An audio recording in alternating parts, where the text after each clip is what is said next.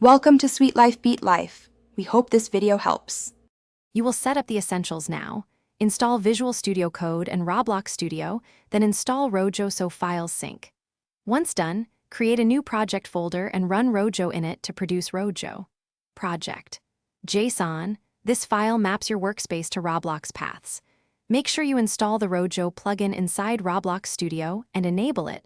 That plugin accepts the incoming connection. Starting here lets you edit locally in VSCode while syncing automatically to the running place. Next, you configure mapping and run the sync server. Open Rojo. Project.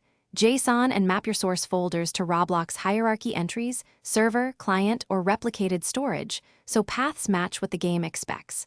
Then open VSCode and run Rojo serve from the project root.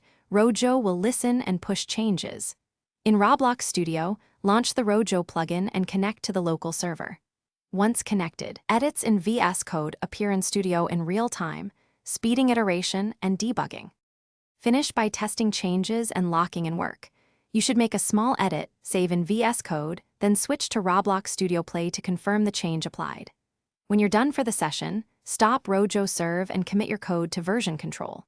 If synchronization fails, first check Rojo versions match between tools, ensure your firewall allows local connections, confirm the Rojo plugin is enabled, and validate Rojo. Project. JSON paths. These are the common causes and solve most problems quickly.